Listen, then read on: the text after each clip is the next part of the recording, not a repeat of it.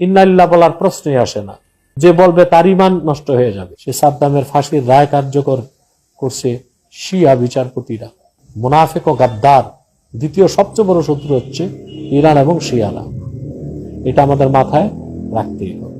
এবং মধ্যপ্রাচ্যে ইরানের এবং কুখ্যাত শিয়াদের ফিতনা নির্মূল হয়ে গেছে। হ্যাঁ, এটা একটা আকীদাগত প্রশ্ন।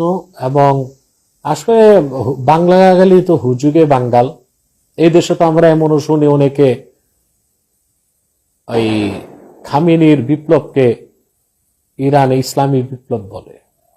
খামেনির বিপ্লব কোনোদিন ইসলামী বিপ্লব না, কারণ শিয়ারা ইসলামের অনুসরণ করে না। তো ওই ধরনের লোকজনই না বুঝে, আকায়েদের ব্যাপারে জ্ঞান না থাকার কারণে হয়তোবা ইন্নালিল্লাহ লিখতেছে এবং তার বেহেশতে উঁচু মাকামে দোয়া করতেছে। আহলুস সুন্নাহ জামাত এক মত, আহলুত তাশাইয়্যু কুবরা যারা, তারা কাফের। অর্থাৎ যারা কোরআন কারীমের তারমিম বা তাহরিফের কায়েল, যারা বিশ্বাস করে নাউজুবিল্লাহ কোরআন শরীফে সাহাবা একরামের মধ্যে সিদ্দিক আকবর, হযরত ওমর, ওসমান ওনারা পরিবর্তন আনছেন, নিঃসন্দেহে তারা কাফের। কারণ আল্লাহর কোরআন হেফাজতের দায়িত্ব আল্লাহর। আল্লাহ নিজে বলেছেন, ইন্না নাহনু নাযালনা যিকরা ওয়া ইন্না লাহু লাহাফিজুন লা তাবদীলা লিকালিমাতিল্লাহ। স্পষ্ট কোরআনে আল্লাহ বলছেন, কোরআনের কোনো পরিবর্তন কোনো মানুষের পক্ষে করা সম্ভব হয় নাই। এটাকে তারা অস্বীকার করে। আহলুত তাশাইয়্যু কুবরা তারা কাফের।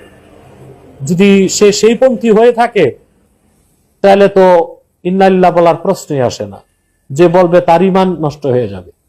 আর যদি আহলুত তাশাইয়্যু সুগরা হয়, এরা কারা? এরা হচ্ছে যে তাদের আকীদায় সাহাবা একরামকে তারা গালিগালাজ করে না, বা কোরআন কারীমের কোন আয়াতে তাদের শক নাই, তারমিম বা তাহরিফের কায়েল না। শুধুমাত্র